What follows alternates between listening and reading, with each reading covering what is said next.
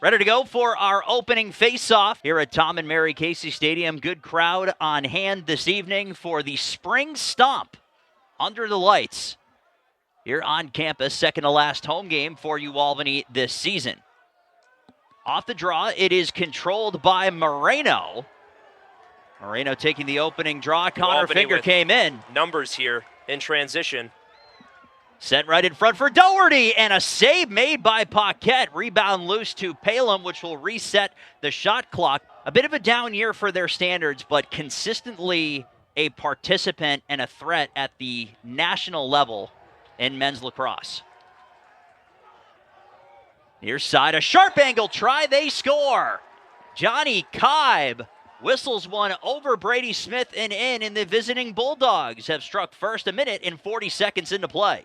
A great heads-up play here by Yale. They're settling into their offensive set, and Kibe on that right wing just calling for the ball, realizing that, hey, there's nobody guarding me. UAlbany has a miscommunication on defense here. I've got to look, and I mean, he just tears that top corner. And Dylan Maida have all taken faceoffs at certain points this season, and each have earned their opportunity in practice at certain points. Kibe steps down, and he scores. One from the near side, another from the far side. Johnny Kibe has a pair, and Yale is up a pair in the early going.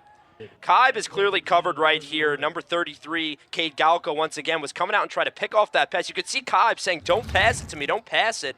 Albany just a hair slow on some of their slides. I think they'll start to settle in defensively, need to keep their sticks up in the passing lanes. This is a big Yale offense that likes the skip pass. This time around, UAlbany will force the issue. Richmond fires and he scores! In a matter of moments, the Great Danes are on the board. Who else? Silas Richmond. It's 2-1. And you know who's going to get the party started for UAlbany? Number 15, Silas Richmond. They get the odd man rush here. 77 Smith, just able to find Richmond. And once again, he is not the guy that you want to slide from if you're that Yale defense. In the America East category, 5 goals and 7 total points in his team's most recent game, a 15-11 victory against Vermont on the road. They'll go for it again, and they score!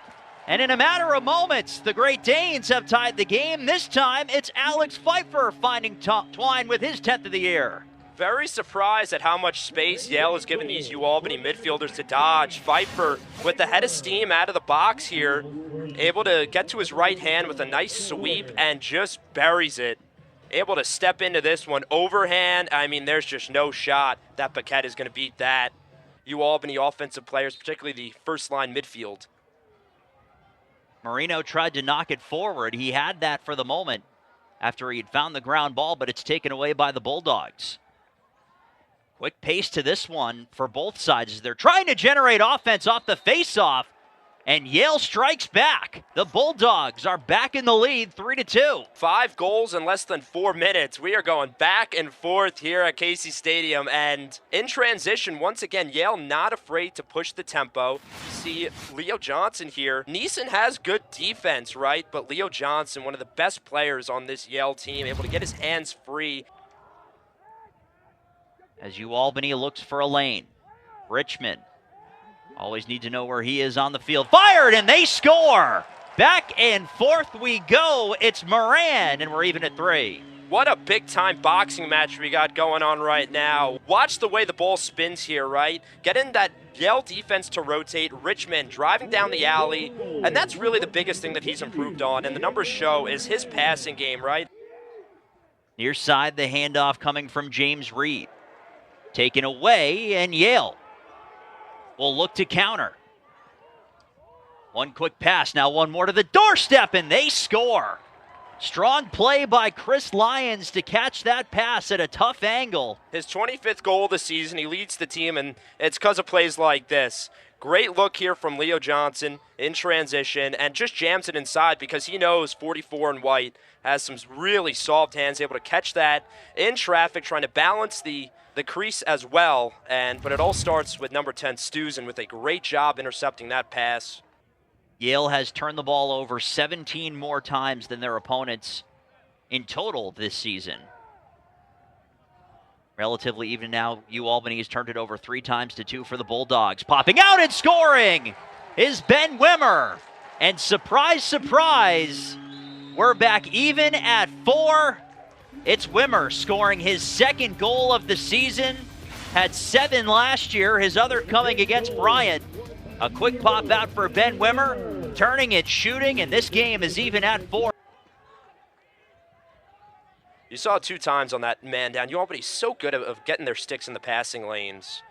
They really anticipate some of these skip passes that Yale is trying to throw. That one is in, they score. So it's not a goal while on the man up, but in the vulnerable minute that follows. That chance coming from the lefty Leo Johnson, number 22 for him, and Yale is back in front. And they certainly weren't anticipating this. Johnson, pass and catch there with number 13, Brad Sharp, and just said, I am just going to take it here. Carson Cool worked his way across the middle with Jacob Smith following him. Right in front, they score! Well, there just wasn't enough to stop the oncoming Cole cash-in. And for the second time in this one, the Bulldogs have a multi-goal lead. It's 6-4. This is a great job here by Cash. A great little two-man. Again, we talked about how much Yale loves to use the two-man on the wing, and that's just a miscommunication there and a great individual effort. Tiptoeing goal line extended, dips just below, but took a great angle there on Caden LaPietro, who obviously you just got to try to take a better angle, force down the alley, use the sideline as another defender if you would. Some of the fans here in the upper deck were moving backwards for a bit of cover as there is rain in the forecast and it appears to be on its way. So we'll see how that impacts our proceedings. In the meantime, Smith is able to make the save. Pocket becomes deeper, the ball will stay in longer, and passes, shots will tend to be pulled, go into the ground. So all players in this game, I'm sure, adjusting. Shot from up top is through. It clanked off the stick of Smith and in. Leo Johnson completes his first quarter hat trick, and that's a big one with just over 10 seconds left in the quarter. We've seen a couple goals now, just 5 yards inside the box. Hofstra had 8 opportunities to go a man up, equivalent to 8.5 minutes of penalties against the Bulldogs in that game on Tuesday. They went 1 for 8. Which equates to 7 for 8 for this man down unit. UAlbany's able to find after that near side chance. Palem fires and it missed wide. Neither defense or goaltender has blinked yet in the second quarter as our 7-4 score has stood. Sharp angle try, they score! It's Pfeiffer from just over the goal line extended. He scores and it's 7-5. It looked like Yale may have changed it to a zone there as Pfeiffer is going to X. You see there is some type of exchange on who is trying to play him, who's going to play him. He sees the confusion. He sees the hedge there from number 10, Jack Stuzen. Pfeiffer fakes the pass. Stuzen just hedges in a little bit to try to pick it off, but Pfeiffer never throws the pass, uses that speed to push goal line extended and buries it. Our colleague Mike Tesserero mentioned so often, Brady Smith had experience before college playing just in the field. As that centering pass, score! Wow. Wasn't that pretty right there? Number 15, Silas Richmond, and 88, Colton Marquise. They are just on the same page. Richmond, we talked about his feeding ability. You see him carrying. And look at where his head is. His eyes are up all the time, even as he's dodging. Just a flick of the wrist there. He doesn't even look at Marquise when he makes that pass. He looks off the defender, and with his peripheral vision, once out of the cradle and just on a line. And Paquette, who was waiting like a hawk to try to find that ground ball, makes the play. Now starting Great transition, ride. but turning it over. Marquis, score! And we are even at 7. And UAlbany creates the turnover to make it happen. It's back to even mid-second quarter here in the Capital Region. Sometimes your best offense is a good defense and vice versa. Pfeiffer creates the turnover. Marquis, Johnny on the spot with Paquette out of the net, 7-all. Your stick. Oh, man, look at this. Oh, man. Isn't this something, folks? I don't know if I have ever seen a lacrosse game in these type of conditions, but both sidelines are going crazy. As a great save there by Smith. Saw him that Yale man up, number 48, Krevsky, lost his footing. So not only will it mess with your sticks, but your footing as well. Doherty scores! Through the raindrops it went for Ryan Doherty. He squeaks one past Paquette. And UAlbany has their first lead of the evening. Great job here from Doherty. And again, the heavy precipitation is going to mess with each goalie's vision. And I think you're seeing it right here. Also can affect the spin on the ball off of the turf. But Doherty, right as he gets above GLE, he knows that he's going to shoot there. A lot of their top players, you're talking about sophomores or juniors at the most, and guys that will be consistent parts of this team for at least another season after 2025, as Smith makes the save. Rebound as the stick was knocked loose and clears in this first half, which has now under 2 minutes remaining. Folks, stay tuned. During halftime, we'll be joined by the head coach of the UAlbany football program, Jared Ambrose. Centering pass. Score! Ben Wimmer found the soft spot right in front of the cage, and he scores. And the Great Danes have their first multi-goal lead. Great physical two-man here from UAlbany. Physical pick set, and Richmond able to just get enough separation to get his hands free. We know how good of a feeder he is. And just puts a dime to Wimmer's stick on the inside around the midfield line. But there have been some great ground ball fights, and we are seeing them. The elements have not been helping. Pass right in front. They score. Well, quick passing there from the Bulldogs as an offense. They were able to find their man, Chris Lyons, right there in front. And Yale answers with under a minute to go in the first half. Johnson to Lyons, a great skip pass. Lyons backdoor from X and just catches the UAlbany defense sleeping. It looked like number 46, Connor Gerlach, was in defense and just got caught hedging a little too much upfield.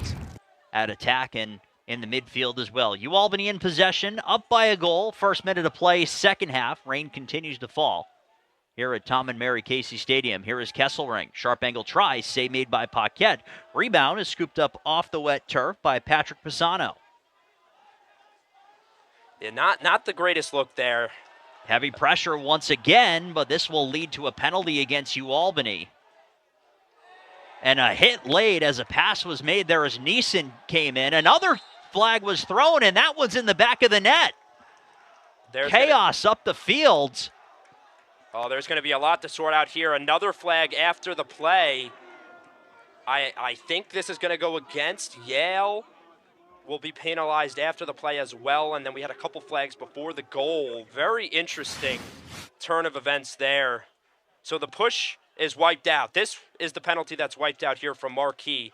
It is the hit after that, because it is high, and if anything, I probably would have seen a cross check there. I look like a pretty clean hit again. I know he doesn't have the ball there. Finger came out onto the turf right as Yale was completing its clear. Meanwhile, Smith is able to make the save on that chance, but his outlet pass is stolen. Knocked up in the air, still loose along the turf and batted backwards. UAlbany, after a miscue on that pass from Smith, with a couple of overtime defeats on their ledger as well. As we talked about the America East standings, a couple of their losses have come by a goal, and Yale scores. And the Bulldogs have the first two of this second half, and they're back in front. Really nice feed in front. It was not a great slide here from UAlbany. Bad angle taken. Great dodge here from number 14, Cashin. You see the double. Defender loses his footing and wide open inside. Looked to be Moynihan with the finish. But again, the conditions, the precipitation, the turf is a little bit more slippery than it typically would be.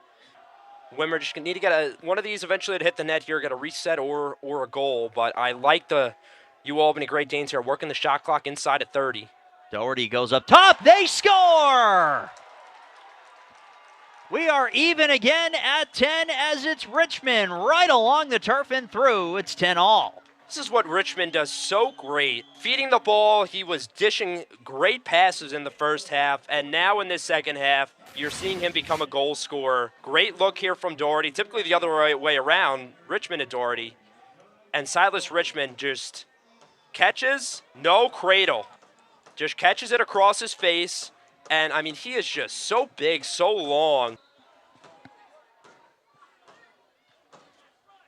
Beginning again with Parker Emmett. Emmett will try it from that same angle. Emmett right in front, and he scores! Parker Emmett would not be denied, and UAlbany is back in front. What great contact balance here from Parker Emmett. Full speed ahead from Eck, not afraid to get physical at goal line extended. And number 9, Hunter Bowen on Yale, just gets caught behind Emmett here. Has to do a better job staying with them there at X. And UAlbany is in front as the conditions continue to worsen. As you can see, Carson Kuhl loses balance for the moment. Knocking his way inside. They score! In a matter of moments, Chris Lyons answers. Got inside position and scores. And once again, this game is tied.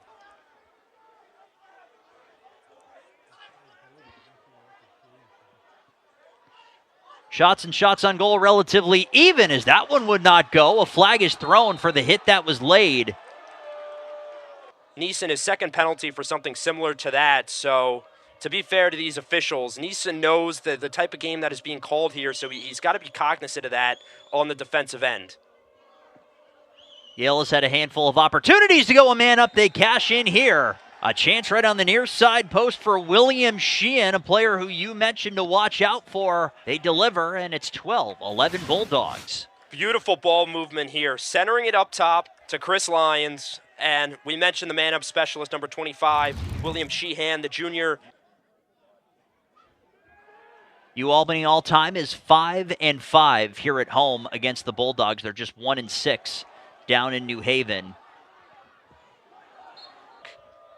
Kesselring. Worked up top here is Richmond. Palem fires. Save made by Paquette. The rebound went off the post, and he clamps down on that rolling ball. UAlbany is clearly seeing the low shots. They want to go low. They're testing Paquette. That's where they've had success. That one gets knocked down. It's loose in front, and Yale is able to capitalize on what seemed to be a strong play by UAlbany's defense to block that pass. But the rebound was waiting right by that near post.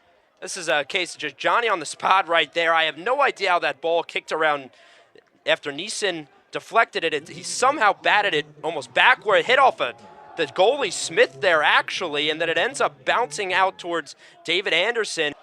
That's another conversation for another day as Richmond is hacked down. Flag is thrown, so it will result in UAlbany going a man up unless they find one here. Paquette the save. Kept his head up as they had a second to the shot clock and roll with the punches, and he gets the job back, and he has played well. Lyons scores. Well, the extra second proves important for the Bulldogs as Lyons fires past Smith and in, and it's a 3-goal lead for the Bulldogs here in the fourth quarter. Once again, another just great individual effort goal. Talk about winning your one-on-one matchups. Lyons decides to go to his left, a nice jump shot on the run, able to get his hands back, and Connor Gerlach there playing defense. You want to be able to get on his hands just a little bit earlier. You wonder, given some of Paquette's struggles in the first half, if you talk about Richmond having the green light to shoot from the outside, do other shooters start to get more of a green light instead of finding those inside passes just like that? It's a 2-goal game on a physical play that leads to a shooting lane for Jacob Moran and a goal. It's 14-12. That will get a bench fired up. Weight room. Watch out. Jacob Moran, 6'1", 205, just shrugging off number 48, Max Krevsky. And Krevsky is not a small guy either. 6'2", 200-pound former all Ivy League selection, getting bowled down. It's been such a physical game that if you're able to get these extended possessions, Matt, as you mentioned, it's going to be oh so critical down the stretch. Kesselring works it up top for a shot. They score! Doherty doesn't miss that time around, and it's a 1-goal game. He's got so much room. Ryan Doherty destroys that top left corner, goes stick side high on Paquette. And watch at the little miscommunication here in a good way from Kesselring. He goes, here, set me a pick to Marquis. Go into his right hand. As soon as he waves Marquis over, Kesselring rolls back to his left. Big burst of speed. You see the slide there from Yale, number 34. The biggest lead has been 3. Yale has done that twice. UAlbany got themselves up to a 2-goal lead. Smith is able to make that save. Neeson, once again, he always seems to be deflecting these passes, getting the ball on the ground. Cashin makes the pass, worked all the way across for a shot, and a save by Smith, and he's got the rebound as well. 10 to shoot, they got to pick up a sense of urgency. Up top, Richmond. 5 seconds to shoot, worked in front, score! Are you kidding me? Doherty diving to the net, and he scores, and we're tied at 14.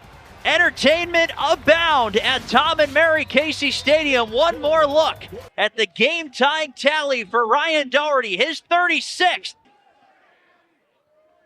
And in games like this, you wonder what Silas Richmond has to offer. As the clock continues to wind down, Palom will try one, save Paquette, rebound, clamp down.